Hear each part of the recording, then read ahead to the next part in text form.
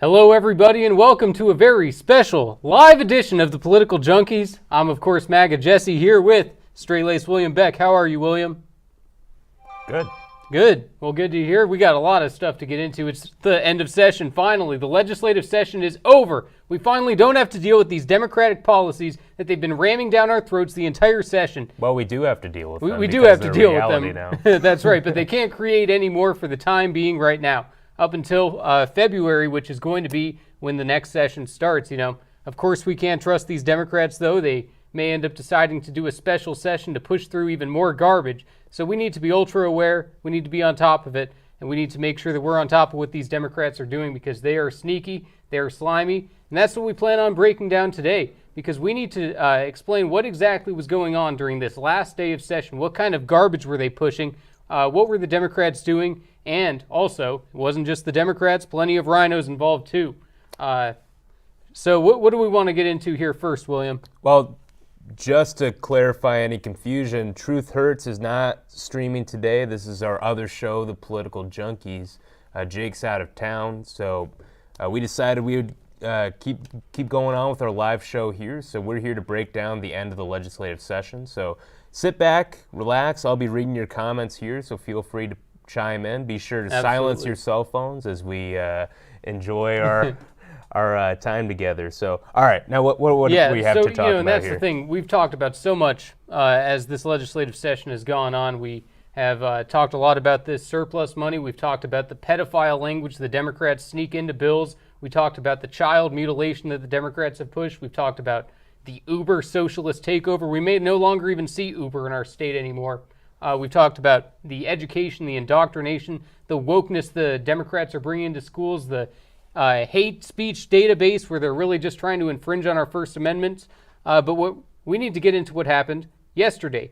The Health and Human Services Bill was one of the most corrupt bills that we have ever seen come across the legislature. So, William, what was it about this HHS bill tell us about the language that they had added to it, the abortion language.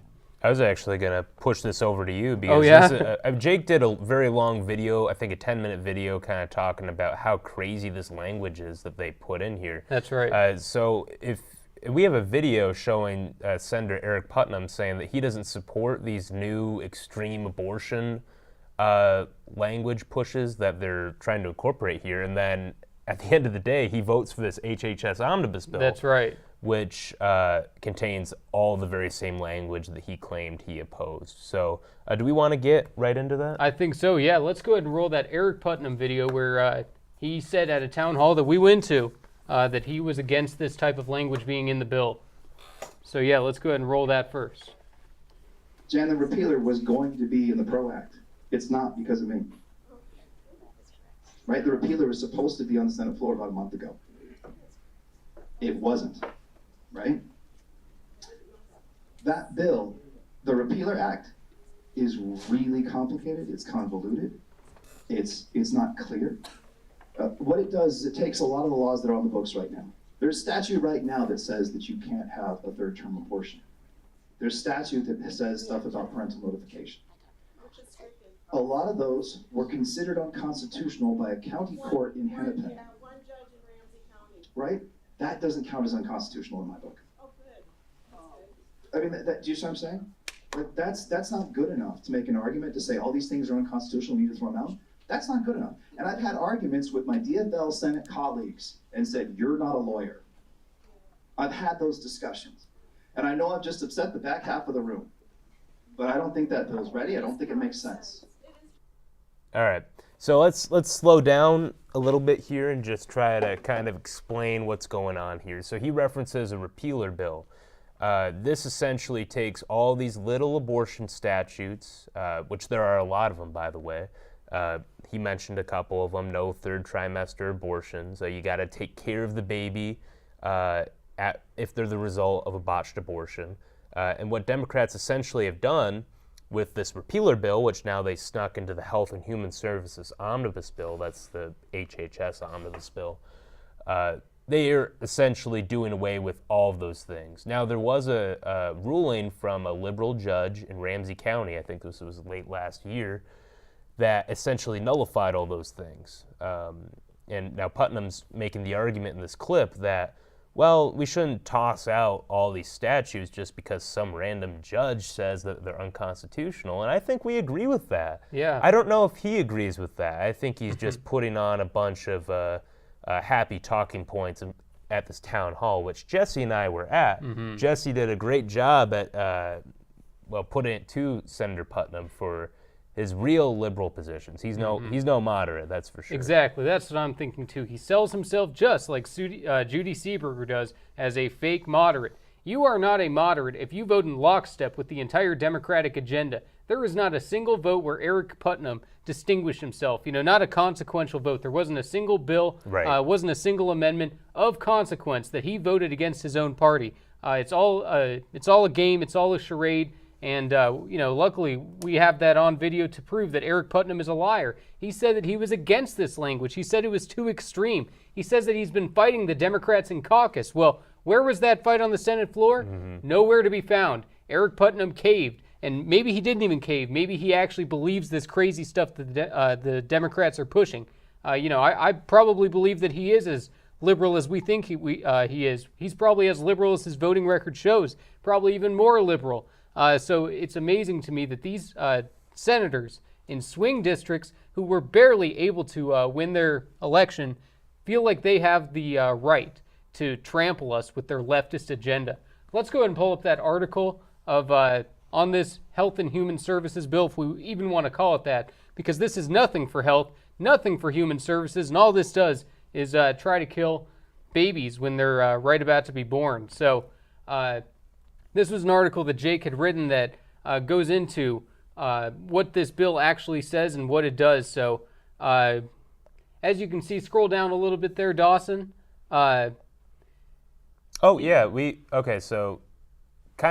this is kind of an atypical Political Junkies episode. It's also kind of like a Truth Hurts episode, as you saw from our impromptu introduction there. We have Dawson in the control room doing the amazing work that he does. Yeah, thank you, Dawson. Anyway, sorry, I interrupted you. Back to...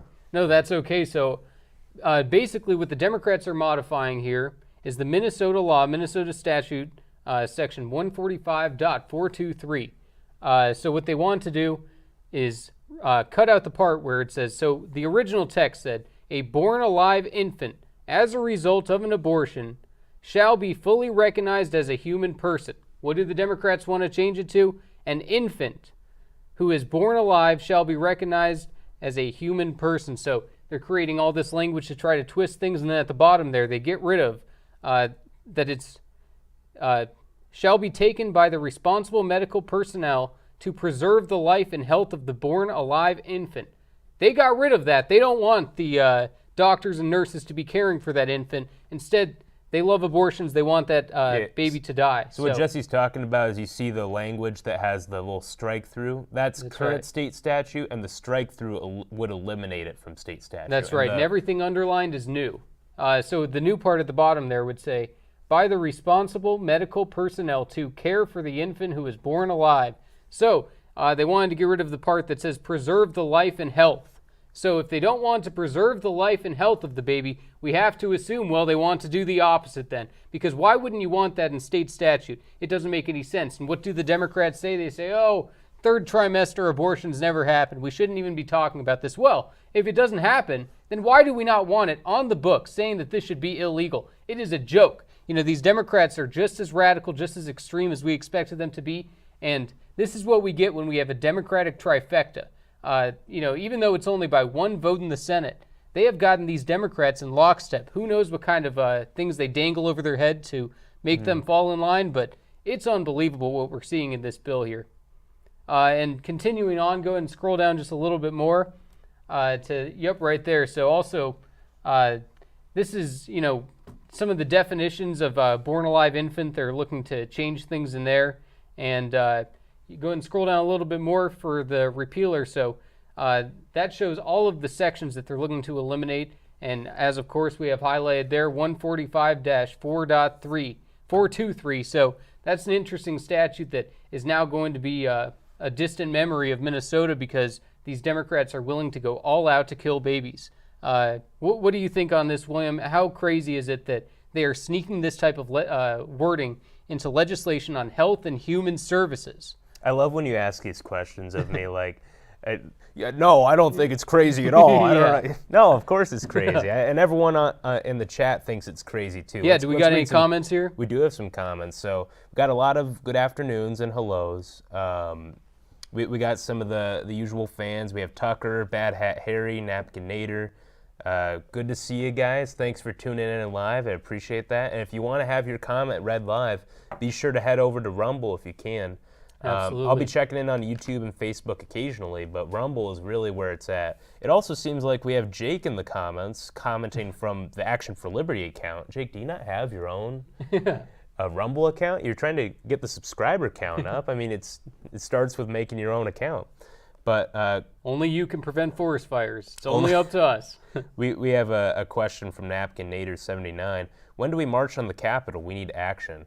Yeah, No. Right. Careful, because this is how they got the January 6 people. And this is how people ended up in prison. And this is how it became a perpetual talking point for the left. I don't know if you mean march, like a peaceful vigil sort of march. That's awesome. Let's do it. Yeah, peaceful protest, absolutely. You know, we need to make sure these politicians are aware all the time that they work for us. They work for we the people. It's not the other way around. Politicians like to think it is. They like to think that we have to be subservient to them. No. They need to be subservient to us. They need to be subservient to the Constitution. They need to be subservient to our freedom.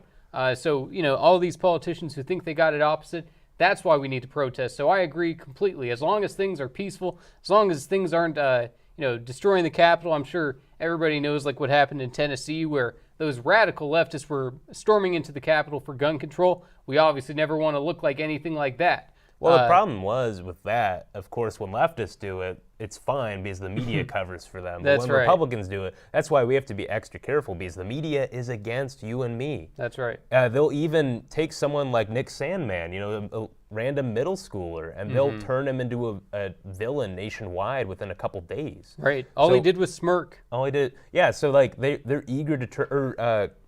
Kyle Rittenhouse. Kyle Rittenhouse, yeah. That's right. You just got to be careful, guys. I know you guys are careful. And also we got to be careful for agent provocateurs. Always be on the lookout for there's always a Ray FBI Epps agents and Ray Epps. There's a Ray Epps around every corner. Yeah, but I mean, like, when it was such a close election, like statewide, Republicans in the legislature, I think they only won, Democrats in the legislature only won by like 2% or so. And that turns into a 1-seat majority in the state Senate and a 6-seat majority in the state House. That's razor-thin margins. Look at how they're legislating. They're legislating like they have super majorities like California or New York. It's just absolutely insane what these people are trying to do. So, like, that's what's great about groups like Action for Liberty. We need to make our voices heard, show up peacefully.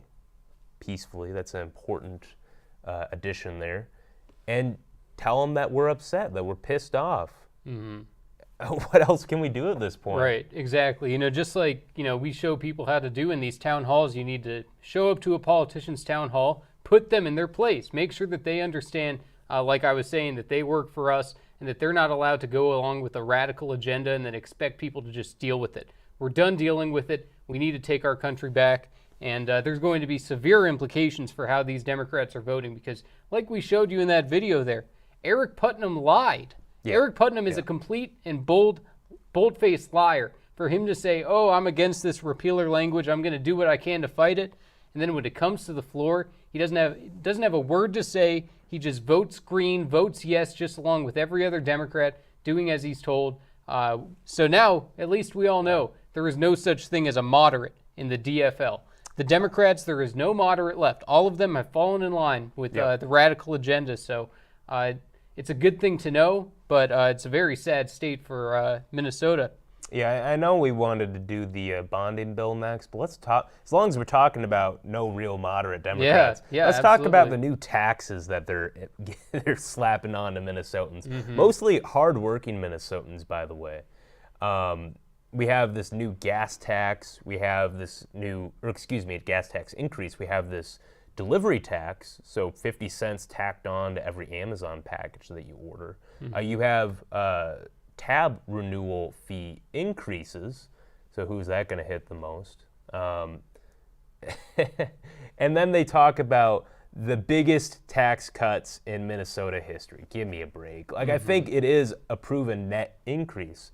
And that's why, so we wanted to talk about the tax bill and the transportation bill, because Democrats are going to hold up the tax bill and say, well, look, we cut revenue by this much in the tax bill. Right. Democrats are messaging saying that this is the largest tax cut in Minnesota history. Ridiculous. It's a lie. You know, it's a complete and bold-faced lie for them to be suggesting that this is a tax cut.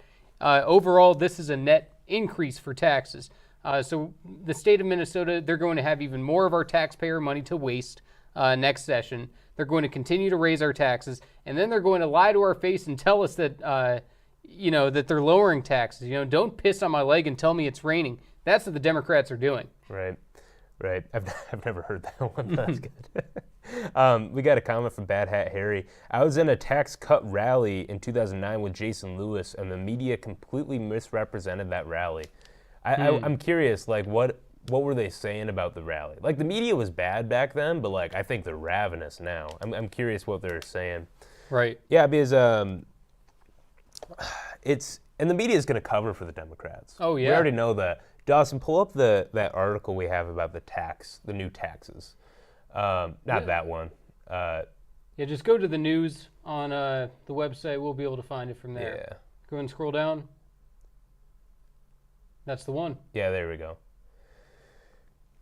So, yeah, I mean, they got literally everything on their wish list, even with a $21 billion budget surplus. It's 21, right? If you take the $18 billion in surplus money and the $3 billion in budget reserves, the state of Minnesota took $21 billion extra dollars from you in a period where we're seeing rising gas prices, extreme inflation. Right, and this wasn't just money Cost that of they living had. going Right, up. yeah, this isn't just money that they had gotten for this session. This is money that was left over because the people were overtaxed. You know, these Democrats, they promised, what did Tim Walz say? I'm going to give you $2,000 checks. He said that 4 days before the election. Yep. Now what did they do? $260 a piece. What a joke. They think that they can, you know, tell us exactly what we want to hear come election time, and then when they get into office, they don't do anything for us. They continue to, you know, spend money on all of their pet projects, lobbyists, special interests. Those are the ones that are controlling these politicians, Right. Especially these Democrats. And yeah, there is a lot to talk about with these, with this tax bill and the omnibus transportation bill. So the rebate checks were part of the tax bill, if I'm not mistaken, right? Right. And then this is what they did. They had taxes in two different omnibus bills, so they're bragging about this tax bill when really they're raising taxes in this transportation bill. So we talked about the rebate checks. Let's talk about this delivery tax. Yep. So Go ahead they're- and pull that back up on the screen So there, Dawson. So they're claiming that this money is going to go to the roads or whatever, and it's a 50-cent tax per Amazon package. So if you that can total like a few $100 a year. If you, we don't have families ourselves, but I know Jake was talking about this the other day. Like, he has an Amazon package come in like every other day. Like, I'm sure many of you out there are the same way. Like, you get Amazon's, as evil as the corporation is, as evil as Jeff Bezos is, it's just a part of the way we operate at this point. People are doing a lot of online shopping, and it's not even just Amazon. It's every single package that you're going to have delivered to your door. So, you know, these Democrats, they think that, you know, they're putting a tax on the little guy. They think that, you know, they message that they're always going after the big guy. They're always going after the wealthy, but who are the people that end up paying for it? Right. Us, we the people. They're looking to nickel and dime us at every opportunity. Well, and speaking of nickeling and diming us at every opportunity, let's scroll down a little bit of this metro sales tax increase. You want to take this one?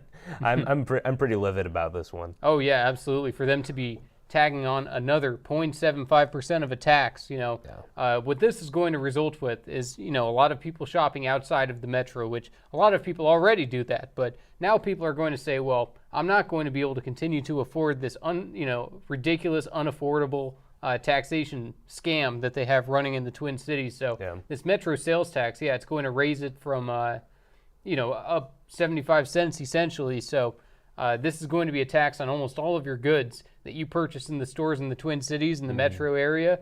It's unbelievable that they would be pushing anything like this. This is another example of taxing the little guy, and the Democrats have the audacity to brag about it. These people are jokes. Well, and Jake brings this up all the time. Like, imagine if you're buying a new car, like a 0.75% increase in it. Yeah. That's a lot of money. Oh, yeah. And this one upsets me, too, because a lot of, like, local cities petition the legislature saying, we want to raise our taxes. If you don't know how it works in Minnesota, you can only raise your local sales tax if you first go to the legislature to do it. So like I think a few dozen cities and municipalities rolled their sales tax increases into, and this one I'm not actually sure if it's the transportation or the tax one because it's the bills are so darn similar, but yeah.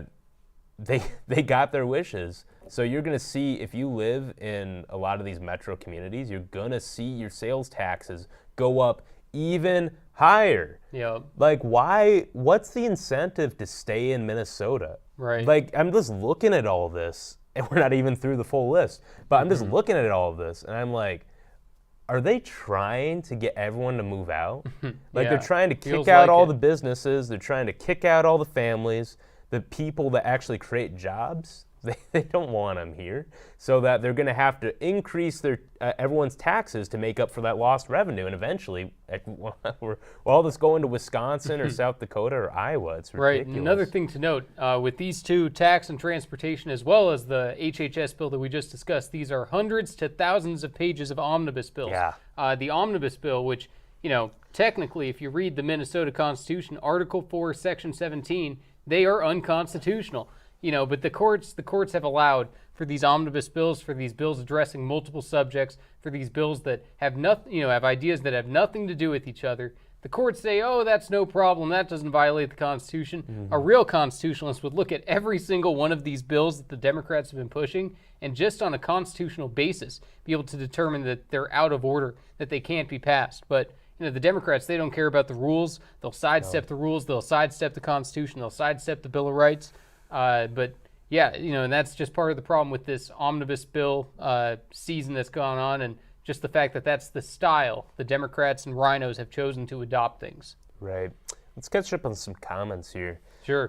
So Bad Hat Harry got back to me on my question earlier. So he says that the cameras were pointed at the counter rally of about 200 people and tried to pass them off as the tax cut rally. Isn't that funny how they do that? Like, I feel like they always want to give the left opportunities to Justify.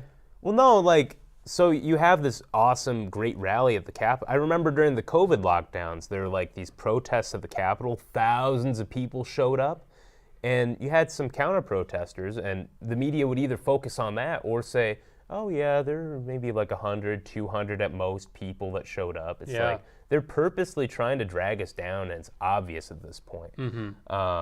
And Bad Hat Harry says there are 2,000 people at that tax cut rally, but of course Wow. they showed the camera at the 200 counter-protesters. Yeah. So, Based Minnesota says all of the media is controlled by only 6 companies. Will be very hard to overcome the narrative. I mean, Yeah. that's why we're here. Yeah, that's right. Yeah, the mainstream media has to be replaced, and luckily, people are turning it off, especially after Tucker Carlson left Fox News. There's no more reason to watch Fox News. The entire reason is gone.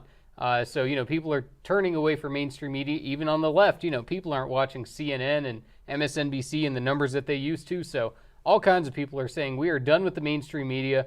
We're tired of being lied to. We know that you're pushing propaganda, and it's nice to see. And you're right, that's why people like us need to be here to inform everybody of what's going on locally here in our state. Yeah, I mean, you have great alternatives like Rumble. Rumble is actually doing surprisingly well. That's why I'm trying to push everyone to go to Rumble. Jake wants to keep us on YouTube and Facebook. And sorry, Jake, I don't think it's worth the time. I think we really need to be putting all of our eggs in this one basket here. Truth Social, we're using Truth Social. And I was about to say no offense to Trump, but big offense to Trump. It sucks. It's not a good Twitter alternative. And Twitter's gotten really good. I'm excited to be able to start streaming. from our cameras to Twitter once they open up that functionality. And Tucker Carlson's doing the exact same thing. Right, it's pretty interesting. But, there's that new lady for Twitter, so, you never know what's going to happen with that. She's apparently tied to the World Economic Forum and all kinds of things. So who knows if Elon Musk is actually in the right state of mind pulling that one off. And I'll agree, Truth Social, maybe not the most user-friendly app in the world sometimes, but, we're not there for the user-friendly aspects. We're there to see what Trump actually has to say. But maybe we should finish up on this article here. Yes, sir. And, you can run through some of these other tax increases that the Democrats are pushing here. Yeah. So you have the tab fee increases. I just renewed my tabs in February, and I think it was, I want to say it was almost $200 to renew. Wow. I'm sure it's similar. I was talking to Tim here, who has this big pickup truck. I think it's an F-150, and he paid like close to $500. Wow. So they're increasing the tab fees again when we have a budget surplus that they wasted away. And this is a tax on everybody. Like, you can't argue that this is a tax on the wealthy. Sure, if you have a nicer car, it's going to cost you more. But everyone that has a car has got to pay for these tab fees. Otherwise, the cops are coming for you, and then they're going to slap you with a ticket. So this is a ridiculous increase. Right, as it's well. like they're disincentivizing people to be successable. They're basically saying, if you're successful, we're going to come after you, and even if you're not successful, we're still going to hurt you. So so it's a lose-lose no matter what. These Democrats are pushing every little thing they can to get another dollar from us. Yeah. Tucker says Ford stands for found on the road dead. I think they have I have no dog in this fight. I drive a little sedan, Hyundai. So, but they have an acronym for Chevy too, I think. Oh, yeah? I don't know what it is. But yeah, I don't know. Did we blow right past the gas tax increase? I think so. Okay, my bad. You want to? Sure. So gas tax currently it's at 28.5 cents, and basically they're trying to add up to an additional 5 cents per the gallon by 2027. This was something that they snuck into the transportation bill. This is the way the Democrats operate. Last minute, they don't tell anybody about it. They say that, oh no, we're not going to do anything about the gas tax. And actually, speaking of the gas tax, don't we have a certain moderate senator who claims that she was against the gas tax? Are you talking about the moderate senator that is literally the deciding vote that could kill any of these awful proposals in the Minnesota Senate? I think I am talking about that senator. What's her name again? Judy Seeberger. That's it. Pull up the video, Dawson. Let's take a look at that. Yeah. Let's take a look at her campaign promise not to increase the gas tax. I take issue with the implication that I somehow support a gas tax. Nothing could be further from the truth. I don't support anything, any increase in a gas tax, and I want to go on record as saying that I don't support that at all.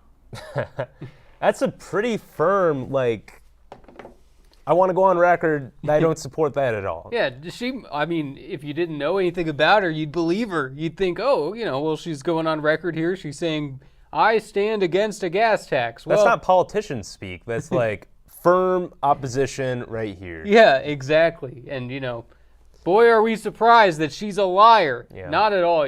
She poses herself just like Eric Putnam as a fake moderate. There's nothing moderate about her. She's voted in lockstep just like Eric Putnam on every single important vote, every single vote of consequence, and every single amendment along with it. So for her to pretend like she has an independent streak, for her to pretend like she is against a gas tax, she got rolled. She got told what to do, and she did it. She voted for that bill. She voted for it. And, like you said, she promised it right there in that video that she was going to vote against a gas tax, that she would never vote to support it. Well, here she is, and now she is being exposed to the people for the liar that she is. Yep, exactly. I just want to remind you guys, of the dynamics of the Minnesota Senate. The House, it's a 6-seat majority, so less wiggle room there. The Minnesota Senate, Democrats only have a 1-seat majority. It's 34 Democrats to 33 Republicans, who have largely been voting along party lines, except for the occasional Jim Abler out there. Yeah. She complains that her party is being too extreme. She went on Twitter and we need more moderate bills. Vote against these things if you don't want them. She clearly does want them, and that's the problem here. Let's catch up on some comments. Sure. So people are still talking about the media thing, which it's a big issue if I'm being honest. Absolutely. So, Myriad7 says the local news is like a choir session, though all in sync with the same old song. Tucker91 says actions speak louder than words, and that's so true. Right. But yeah, to that first comment, it's absolutely true. We, especially during COVID, we saw all of these local news stations perfectly on cue saying the exact same thing to their people. It shows that, the corporate entities of Fox and NBC and other people who have local news affiliates, they give them a script, they send it down the line, and they all read it to a T. So you're right that even the local news, unfortunately, cannot be trusted anymore because they are owned and operated by these corrupt corporate news organizations that, don't want to inform the people. They'd rather feed you propaganda, tell you what to think instead of telling you how to think. The local news, and there's so many examples of them all reading the exact same thing. Sounds like a conspiracy theory, but it's true. Yep, exactly. De Kalush, tell me if I'm saying that right. Oh, Dan Kalush, yeah. Oh, okay, I did get it right. Yep. We should have a lot of info/video for campaign ads next year. Yes. Oh yeah. Yes. The pedophilia thing. If you're not tracking that, we're not going to talk too much about the pedophilia thing, I don't think. But go back and watch our other episodes. We talk quite a bit about it. That's going to be a huge campaign issue. Oh, yeah, absolutely. Every single Democrat is going to have to pay for that vote right there. They're going to have to explain themselves to voters, and I can't wait to see them be put in that position because they voted for something absolutely insane. And that pedophile stuff, it was voted unanimously by the House to reinsert the language saying that pedophilia is not a sexual orientation. Then what do the Democrats do? They sneak it into the conference committee. And who is also guilty of that? Judy Seeberger. Judy Seeberger is pro-pedophile. Yep, very true. Yep. All right, so let's finish up this tax article because we got a lot of other stuff to talk about. We want to talk about the bonding bill that just passed last night, I think. Yeah. And then we also want to talk about what this all means for 2024 because we are the political junkies, of course. The Social Security tax, what's going on there? It seems like they only did a partial repeal. Yeah, exactly. The Democrats, so many of them campaigned on the fact that they said that they were going to eliminate Social Security. Of course, they're liars. They never had the intention of doing the tax on Social Security. Right, yeah, not eliminating Social Security, the tax on Social Security. And of course, why should Social Security be taxed? It's such a joke, because the whole idea of Social Security is that you are paying into a system, you have a job, you're paying into a system so that you can be provided for once you're in your older ages. And it's a system that, you put in so much so that you can get that money out. So now what's going on is double taxation. Fortunately, the Democrats got rid of it for a lot of people, but not all of them, And I think they said for people making under $100,000, I think it was, but that doesn't make any sense either. Why are we punishing people just because they're successful? And especially, why are we dipping into their savings account, their money that is supposed to go to their retirement? It shows how evil these Democrats are. They don't care about the people. Yeah, exactly. And look, this is one. Well, actually, no. I was going to make a different point, but I'm going to change my mind here. 100K, that's doing well for yourself. That's not wealthy. That's not like the millionaires and billionaires that Bernie Sanders complains about. Like that's just like a college degree, master's degree. You're doing pretty well for yourself. Right, and especially with this inflation. Well, especially with this inflation, like 100K in a couple years is going to be nothing. And why would anybody stick around? I think the median income in Minnesota is like 60K for an individual, something like that. But those people. The people making above 100K still care about their money. They still care about their Social Security. Yeah, they still need to be taken care of in their older ages. Yeah, exactly. So it's all a bunch of bunk to me. Yeah. All right. Anything else you had on this? No, I think we're good. So let's go ahead and pull up this bonding bill article here. Yeah, so you wrote this, and I admittedly didn't really read it before we brought it on the show today. That's okay. I skimmed it. So you'll have to take the lead on this one. Sure. Yeah, so, there we go right there. So rhinos and socialists team up to put Minnesota in debt. Can you believe it? The rhinos and Democrats are working together to make sure that the Minnesota people are, that our government's in debt, that We, the taxpayers, are now indebted for pet projects by lobbyists, special interests, and these crony politicians. So the legislative cycle has been absolutely terrible to watch. Go ahead and scroll down a little bit because this bonding bill, to explain to you what a bonding bill is is essentially a list of projects, a list of things throughout the entire state that are going to cost money. So instead of using the tax money, instead of even using the surplus, they choose, well, we'd rather put Minnesota in debt. We'd rather make sure that we can pay for these later down the line, make sure that it's our kids that are responsible, make sure it's our grandkids that are responsible for paying this, because they didn't want to have to do it right then and there. They didn't want to have to waste any more of the surplus because, of course, they got a million other ideas that they'd like to waste that money on. So Right. previously, we had talked about this bonding bill a few months back in March. March was the time that the bonding bill discussions were really underway. And after that point, they kind of died down. But the reason they died down, it passed the House. Then once it got through the House, it had to go to the Senate. And this is one of those bills. It's not just a simple majority to pass a bonding bill. You need 3/5 of support in both the House and the Senate. So what that means is this is the one and only opportunity that the GOP had for leverage. And since they didn't take the opportunity to, they had the only Sorry, leverage. real quick, we got Rumble rants. Oh, there we that go. I had to address. Absolutely. So Brad Ganser, I think he just gave $20. He donated $10 twice. Oh, nice. Take a drink on me. I got my Coke. I think you have water there. don't you? Yeah. So, cheers, Brad. Yeah, absolutely. Appreciate the Thank you. Rumble rants. Yeah, not drinking like we were on that late night episode, but Yeah, it's what time is it? 1:30. Yeah. Jeez. right. But, appreciate the Rumble Yeah, rants. appreciate it. Thanks, I'm sorry Brad. to interrupt. No, that's it's our all good. policy. You send us a Rumble rant. We'll read whatever you have for us. We'll stop whatever we're doing. So That's right. So yeah, what happened was, like I was saying, you need 3/5 support from the House and Senate in order to pass a bonding bill. The Senate GOP was saying, we're not going to pass this unless we get tax cuts. So that's what happened in March.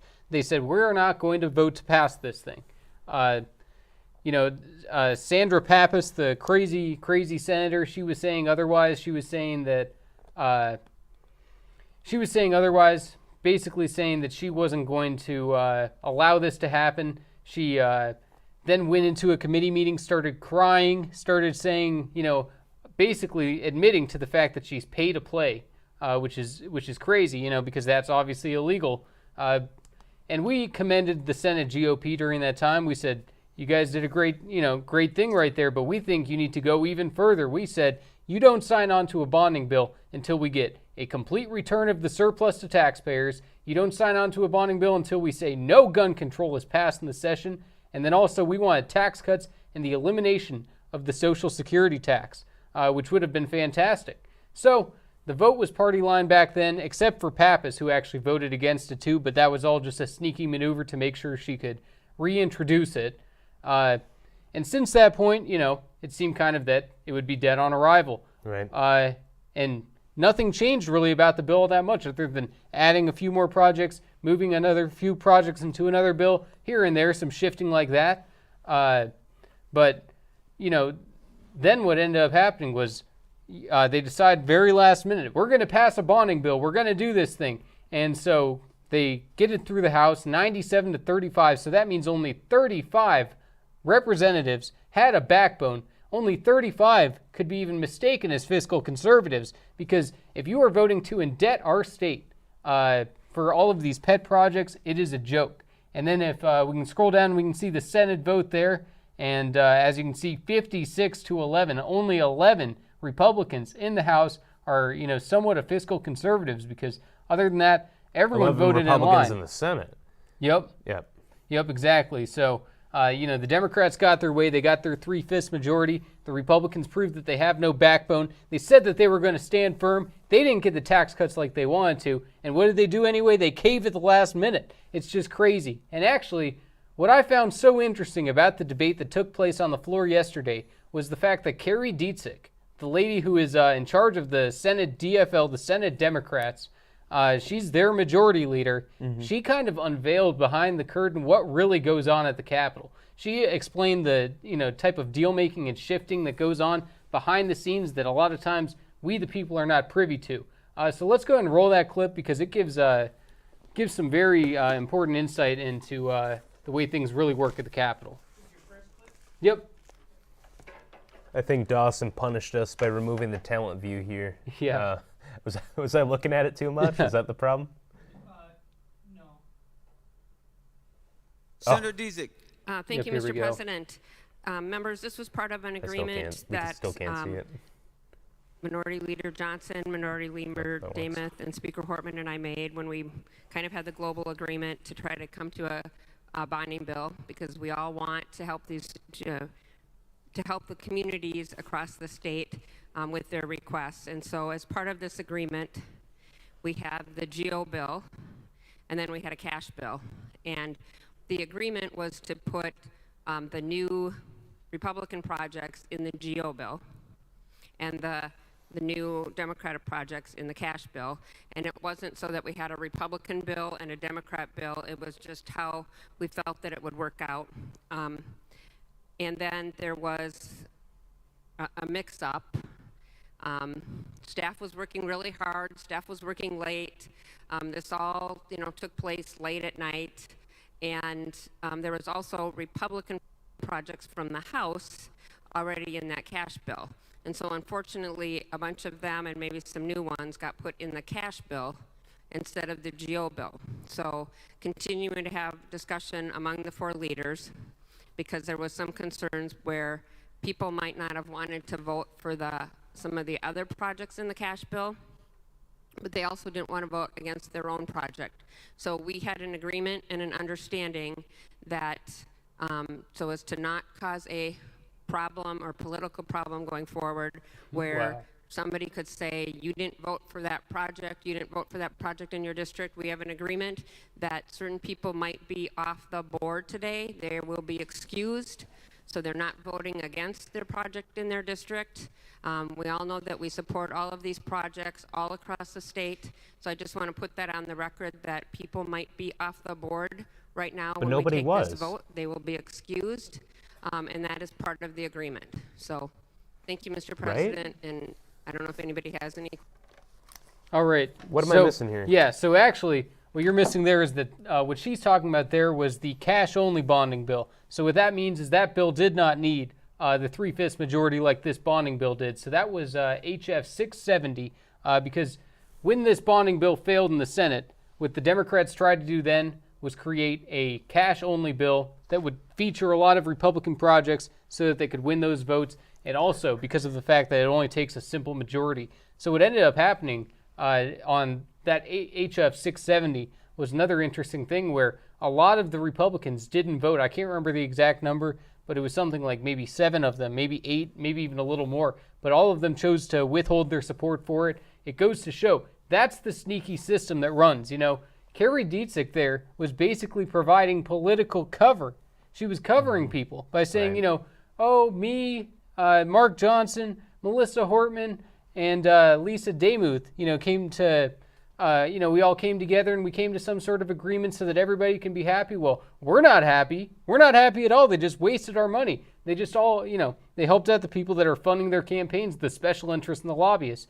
That's the only people that are benefit from a bonding bill. And these are all local projects that should be done locally. If you want a fire department, build it yourself within your own community. Don't be running to the state asking for everybody else's money. What do people in, the eastern side of our state have anything to do with the western part of our state on all sorts of things? So, local communities need to realize that they need to buckle up and do things on their own. We can't allow the state to be a poverty center where, the state is determining, all of these projects, all of this money being wasted. So Carrie Dzik, unfortunately for her, she lifted the veil and she told us that it's backroom deals that decide these bills. It's not what actually happens on the floor. It's the backroom deals that they do between leadership. And I'm torn on something that you said there, because if the problem is if they don't get their bonding bill, I agree it's a crony system. I think it's dumb how they roll Republican and Democrat projects in so that they bring votes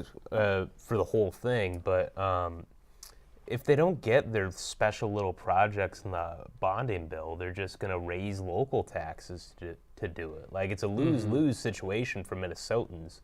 The thing is, everyone's just so darn greedy to improve their community using other people's money, and we just can't win. Right. I got a couple comments I want to catch up on Sure. here. We had a lot of fans of the last episode. I was a big fan. That was a lot of fun. That was one of my favorite ones. Tucker says it was a fun episode. Based Minnesota says huge fan of the night episodes with adult beverages. Enjoyed responsibly, of course. And Tucker says it's a modern day version of talking politics at the pub. Do you guys want to see more of those night episodes? I think that'd be fun to do every now and then. And then Tucker again says, in reference to Dietzig, I think that she looks like a crazy cat lady. Yeah. She kind of does. She Yeah. kind of gives off crazy cat lady energy, doesn't? I could see it. I could see it. I could see it. And look, I mean, a lot of these Democrats, like especially, well, I'm not going to say that, but a lot of these Democrats give off crazy cat lady vibes. Yeah. Like when they get just so rattled and so upset about misgendering somebody or talking about illegal aliens or whatever. So Yeah. I'm just so over it. I'm glad we're done with session. Yeah. I'm glad we're done. Me too. I mean, they passed a whole boatload of garbage that got everything they wanted, the Democrats, I mean.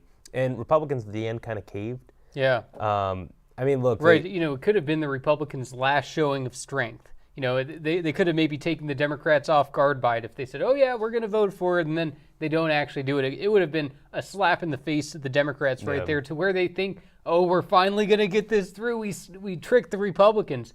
And then all of them, all of a sudden, no backbone. There's only 11 in there with a backbone. Yeah. There's only 11 that are going to stay consistent to the position that they took before by the first time they voted for that bonding bill. So. Yeah, it's just, but I agree with you. I'm so happy to see the legislative session over because, now they're not creating bills.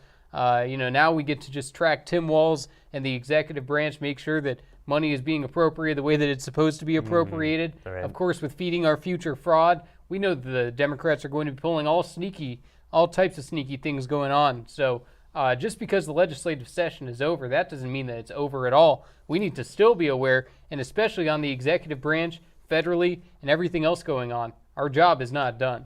Well, right, and that's why we want to talk a little bit about 2024. That's why the political junkies, Jesse and I, took on this episode today because, what does this legislative session mean for the election that's coming up next year?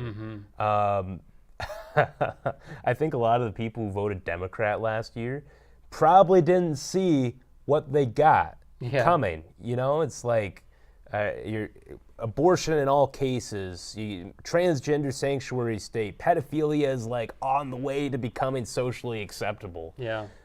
Then you have oodles of tax increases. Democrats are going to try to play it off as tax decreases, the biggest tax cut in history. It's just a load of baloney. It's a net increase, and it hits the hardest working people, the lower income families, the hardest. So, what do you think? What's this mean for 2024 and on a state level? And then Right. I think we have some presidential candidates to catch up on. We haven't done one of these episodes. Yeah, in a it's while. been a little while, but I agree with you entirely, and I agree with what people have been saying in the comments that we now have all these video pieces of evidence where the Democrats claim they're going to do one thing when they get into office, and then they get in there and they do the exact opposite. So I think all of these votes that the Democrats have taken that have been absolutely insane. 2024 will be the time that they pay the price for their mistakes. When they pay the price for refusing to listen to their constituents, that's when they pay the price for supporting pedophiles over patriots. And pedophiles over patriots. That's right. So no, I think 2024 it's going to be something just like we thought in 2022. Though we thought a red wave is coming, and maybe a lot of people sat home because of it. Maybe a lot of people thought, it's already going to be taken care of by others, but we can't allow that to take place. And, especially they just had a crazy election bill. The election bill was absolutely insane. They want to do all kinds of things, forcing requirements for major parties. And then there was also all kinds of things where they changed the language in law that instead of saying that you must reside at your residence, you need to maintain a residence. So we're going to see all types of carpetbagging take place in 2024. But basically, what my message is for conservatives and patriots in 2024, we can't just wait. And also, according to this election bill, if you have an absentee ballot that you did not submit, but somebody did it on your behalf, somebody stole your vote, when you go in to vote on election day, they're going to say, I'm sorry, sir, but you've already voted. You voted via absentee. And you'll say, no, I didn't. And then they'll say, well, that's what it shows on our record. And you'll say, well, give me a provisional ballot. I want to fix this. Well, they'll say, we don't have provisional ballots in Minnesota. So you'll say, can I get a regular ballot? No, sir, you've already voted. So what we're going to see is perhaps the biggest election fraud in our state's history. We need to be prepared for it, and maybe we can't even just wait until election day to be able to vote. I'm not saying vote absentee, but maybe we need to be voting early. Maybe we need to get in there before the voting even happens so that we don't get caught off guard, so that we don't have an absentee ballot turned in on our behalf that we can't even do anything about on election day. The only repercussions you can take will be after the election. So we can't allow it to get stolen. Vote early. That's my message right now. We can't just wait till election day. We need to make sure everybody is out there voting, and we can't trust these absentee ballots. So there's a lot of work that needs to be done. But for 2024, I think conservatives need to not just vote on election day, but vote early in person. Mm-hmm. I wonder if we're getting kicked off of YouTube for this episode. Maybe. Yeah, no, I 100% agree with everything that you're saying. Like, we need to do a better job of mobilizing our base, getting out to vote and voting early in person. I never trusted the mail. Even when I was in college, I would drive home to vote. Oh, nice. Sometimes on election day, sometimes I voted early in person. But, look, guys, if we don't take this election seriously, like, this is our last chance in Minnesota. Yeah. And we can't even take the whole state back in 2024 because the Senate isn't up until 2026. So Judy Seeberger, Eric Putnam, those people that we were talking about earlier, they're not up for re-election yet. You only have the Minnesota House of Representatives, which Democrats have a 6-seat majority. There's a very clear path to Republicans taking back the majority, but they can't do it by being these wishy-washy moderates. Like, you got to actually take principled stands on issues. Like, otherwise, why would the base show up to vote early for you, out of all things? So that's right. But yeah, just the fact that, now that there is language in our state statute that basically says that if an absentee ballot is turned in for you, there's nothing you can do about it until after the fact. I can't stand that. It makes me so nervous. And, I just don't want to see some good patriot go in to vote and then all of a sudden they can't vote because somebody stole their vote. It's the type of thing that, it sounds pretty crazy. It sounds like, well, that can't happen. But in Minnesota, you better believe it can happen. With the Democrat trifecta, they're looking to do anything they can to win this next election. We need to prevent it. Right. Well, all right. Let's talk about the presidential election because let's be honest, if we have a bad presidential candidate at the head of the ticket, it's probably going to hurt us down ballot. And I know most people care about the presidential election. I mean, honestly, that doesn't affect us as much as local elections do. But it's still important. And we got a couple of candidates to catch up on who entered the race. Yes. And are going to enter the race. It's May 23rd today. I was kind of upset that we were doing this episode today because Ron DeSantis is supposedly getting in the race tomorrow. Yeah, that's right. It's going to be pretty interesting to see how DeSantis tries to walk a very thin line. It's going to be very fun to see. I understand he's going to run. He's got a lot of money behind him. He's got, Roger Ailes and everyone else in the establishment who wants to see him run. I think it's going to be interesting because, of course, DeSantis, he's not as establishment as, say, John McCain or something. He's a little bit different. But to me, I know where Trump has been. I know that Trump has been solid. I know that he doesn't cave to the pressure. He's going to speak his mind no matter what. I've seen DeSantis maybe do some flip-flopping already. And so it makes me a little bit nervous of what to expect Trump with him. Trump is so anti-establishment, he hired Jeb Bush's former campaign operative to lead his campaign in New Hampshire. I mean, that's how anti-establishment he is. You know that he's getting people from Florida that have been around DeSantis, that know how DeSantis operates and works. Trump basically is taking over Florida. If you look at the GOP congressmen from Florida, Trump has way more endorsements from them. You look at Byron Donalds, And, there were a few other ones from Florida. Matt Gaetz, of course, probably my favorite congressman out there. But, him and Marjorie Taylor Greene, it's up in the air between those two. But, so Trump is nailing a lot of big time endorsements. I know I wish that we could see the announcement live ourselves, But, yeah, so maybe tomorrow that's going to end up happening. And this is already becoming a very crowded field. There's Larry Elder, I forget he's even running sometimes, but Larry Elder's never running. See anything from him. I know. I think maybe he's got another big campaign announcement coming or something. Asa Hutchinson, Nikki Haley, Vivek Ramaswamy. Who else am I missing? There's probably a few others. So Tim Scott just got in yesterday, I think. That's Senator right. Tim Scott from South Carolina. So that puts Nikki Haley in a weird spot because she was the former governor of South Carolina. Right, they're going to split the votes there. Yeah, I kind of wonder because South Carolina is one of those early primary states. So I don't know if that helps Trump out. I mean, conventional wisdom says that with all the primary challengers in, like this only boosts Trump because of the vote. The anti-Trump votes can be split up. Yeah. Which I think, and look, I'm not an anti-Trump guy. I'd much rather have Trump than like Nikki Haley or Asa Hutchinson or whoever.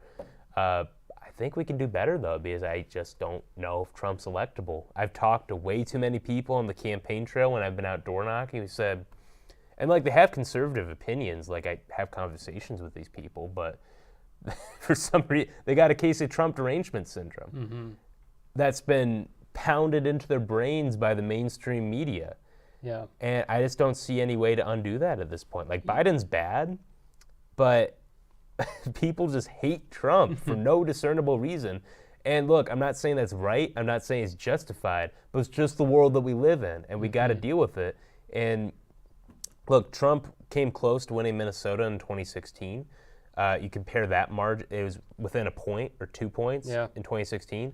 It was like 6 points in 2020. So Trump has lost his luster. It's going to be an even bigger margin loss in 2024. Yeah, but he gained votes. He gained a higher percentage in 2020. He didn't than he did gain in a higher 2016. percentage. Basically, what happened he gained was, a higher number, not a higher percentage. And Biden got a bigger number as well. Well, I because think more what people happened in was general, a lot of third-party people ended up voting for Biden. But that too.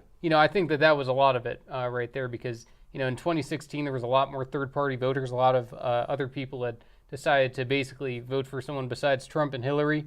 And Hillary, is perhaps the most unlikable person in the history of our country to run for president. So, true. It But makes Joe sense Biden why, literally was like losing his mind. He campaigned from his basement. Right, that's right. That's how unfortunate COVID was. But to the Trump derangement thing that you were talking about, I'm seeing a lot of people wake up. They're being cured from Trump derangement syndrome. I'm finally starting to see people that finally have a little bit of common sense, and they go, well, I didn't know that Joe Biden was like this. I didn't know he had dementia. I didn't know he couldn't, I didn't know he was going to withdraw the troops before he withdrew the citizens. I didn't know he was going to be I didn't know he was going to start World War III. I didn't know he was going to mandate vaccines. So a lot of people are starting to wake up and go, I may not like Trump, but at least he's not Biden. So I think he is electable. It's going to be interesting to see, and I'm very excited for this GOP primary. We actually have a video of Tim Scott's announcement video, and he actually had a little bit of an issue there. So let's go ahead and play that video. I'm announcing today that I'm running for president of the United States of America. I like that.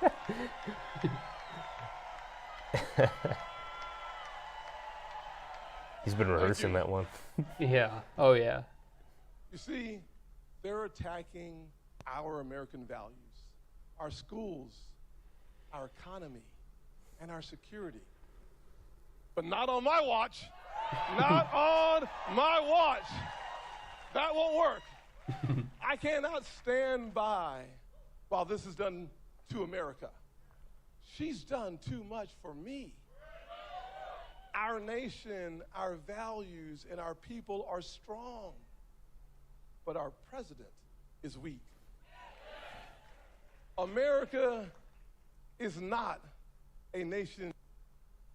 And then look at that, his mic cuts off. Oh, I was about to say, is there something wrong with us here? No, it's not us, it's him.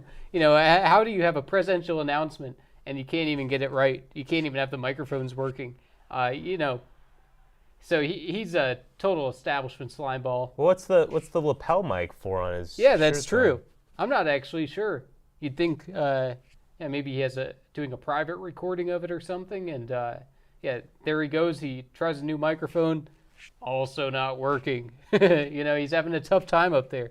And the establishment GOP U.S. senators, they love this guy because they know he's just gonna say empty platitudes, sound really good, lift us up by our bootstraps. There we go, and it's back. Okay. All right.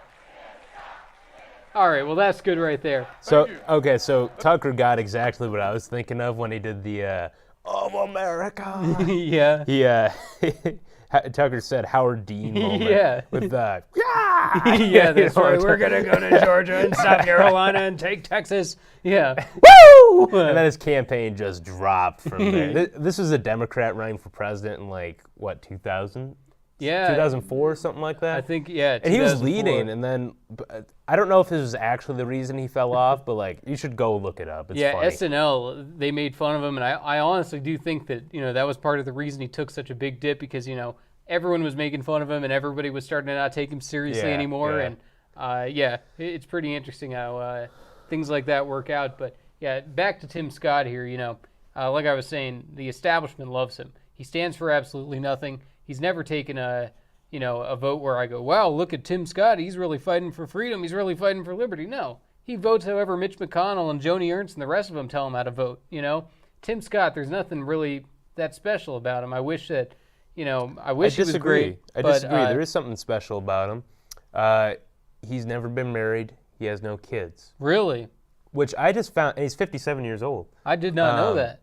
I found this out yesterday. I think someone tweeted it out. I don't remember their name, but that's just crazy to me. And that, you know what? That wouldn't have been a big deal for me a couple years ago, but now it kind of is. What stake do you have in this country if you don't have kids, if you don't have a family? You gotta prove that you can take care of your own home before you can go out and make rules for other people. Yeah, that's crazy. I had no idea about that about him, but maybe it's just like a prerequisite that you have to be single to be a U.S. Senator from South Carolina because, look, they got Lindsey Graham as well, and but nobody's Lindsey accusing... Graham, who knows what's going on with that guy. I think everyone knows that Lindsey Graham's a closeted homosexual. That's what a lot of people say, yeah. I don't think people say that of Tim Scott. I know. I don't think maybe we should. I'm not going to say that. All right, well, I'll say it. Tim Scott is a closeted homosexual. So, catching up on a couple comments here. Yeah, people didn't like my anti-Trump talk. I knew they wouldn't. D.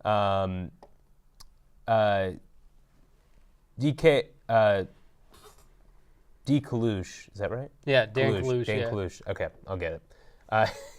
He asks if John Bolton was talking about getting in. John Bolton was talking about it. I don't think it's going to happen because he's been talking about it for years. He's looking for a book deal. He's looking for money, so we'll see, what Chris Sununu does. We'll see what Glenn Youngkin and maybe some others end up doing. But, I got a feeling John Bolton isn't actually running, and honestly, I hope he does. I hope John Bolton runs. Well, same with Chris Christie. That's what Nat Nader was asking about. I think that'd be so... Because he's... Okay, I don't like Chris Christie. He's a moderate, but I think he's a moderate.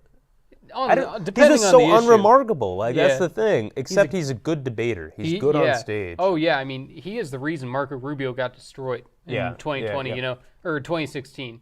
He ended the Marco Rubio campaign where, he pointed out, Rubio, you're just repeating yourself. You get the same canned talking points, incomplete and incoherent information. Then he comes by with this drive-by line, and then Rubio, they back to him, and he says the same exact line. Obama knows exactly what he's doing.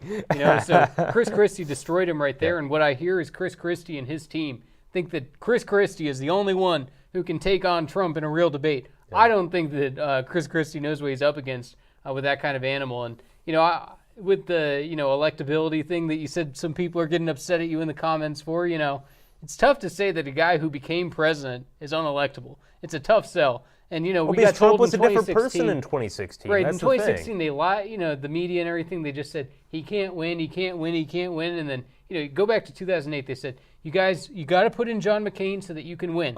Then people said, okay, fine, I'll vote for him. He loses. You got to vote for Mitt Romney, because this guy can win. They said, fine, I'll do it, and then he loses. Well, but here's the thing. Trump can't win, and then we vote him in, And then he actually wins, and people go, well, it looks like the establishment's been lying to us. They tell us that he can't win, and he can. Well, because Trump had a different campaign in 2016. He appealed hardcore to the working class American. He had all these populist policies. He even stood for universal health care at one point. That was a long, long time ago in like the 80s, and he said during the debates that he doesn't support it. But regardless, he had a lot of like somewhat progressive policies that appealed to working class Bernie bros. I think Tucker said it in the comments earlier. All the Bernie bros were so pissed off at Hillary, they ended up voting for Trump. Yeah. And in 2020, Trump ran this just establishment Republican. He ran like this Mitt Romney campaign in 2020. I don't know what you're talking about. I mean, Trump doesn't have a Mitt Romney bone in his body. Yeah, no, he campaigned, well, not in rhetoric, but like policy-wise, he's like, look at the tax cuts, look at our friendship with Israel, look at all this stuff. Like, and then of course he had Operation Warp Speed, which pissed me off. Well, you know what? Here's the thing. I voted for Trump, and I was proud to vote for Trump in 2020. If he's the nominee, I'll vote for him in 2024. He's not my first choice. Well, I'll tell you this, with the Operation Warp Speed, we do realize that the deep state approved of it right after they said Trump lost.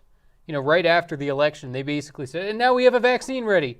That wasn't Trump, man. That was the deep state that, you know, and Trump was trying to push it from before, you know. Okay. So really, you know, that Operation Warp Speed, sure, it may have been Trump that said, you know, we got to get something together, which what kind of guy wouldn't say we got to get something together here?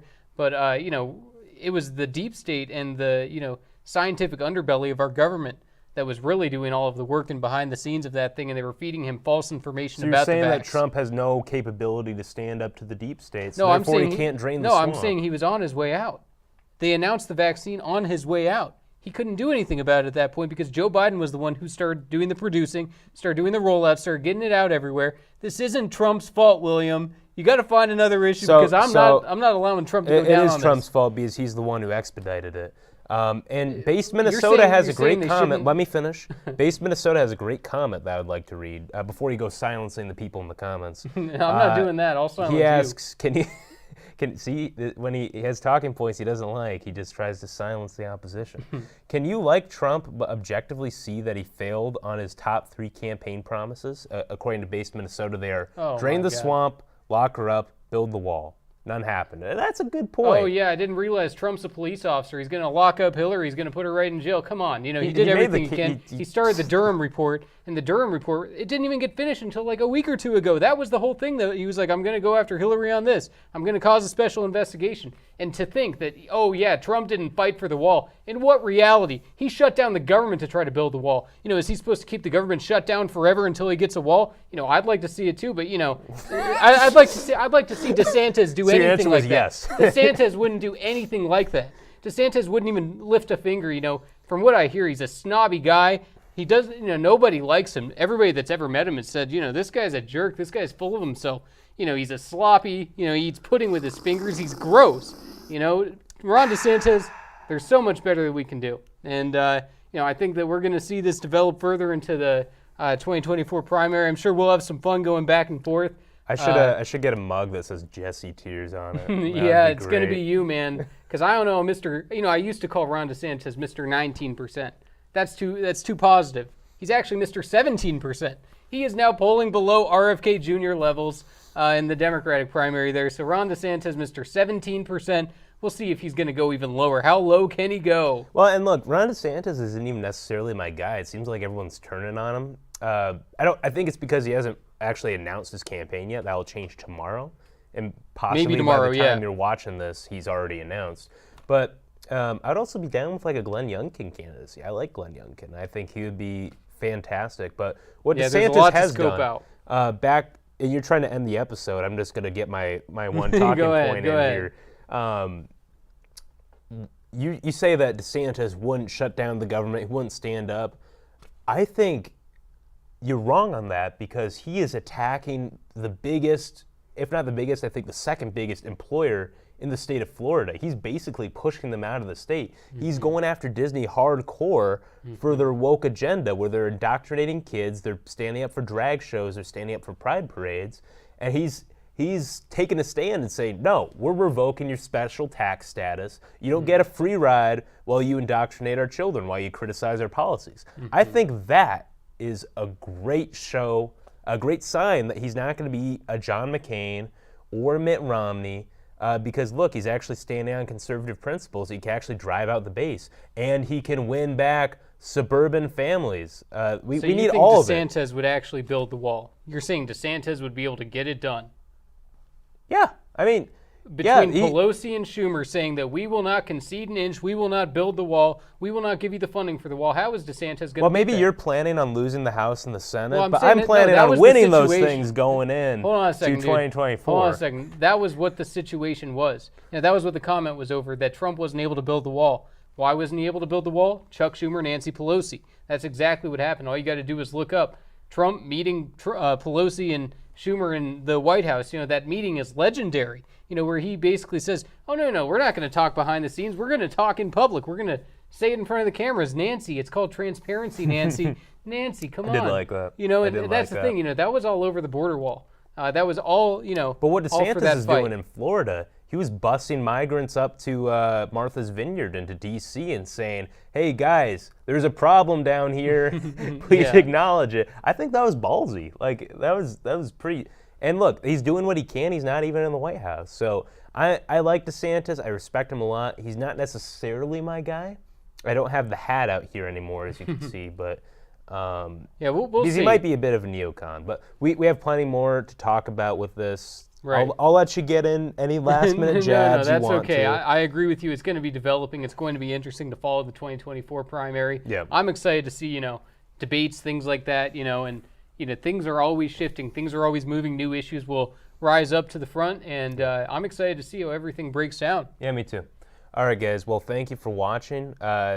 Leave a comment, not in the live chat because we're not going to see those once this live ends, but go to the comments down below.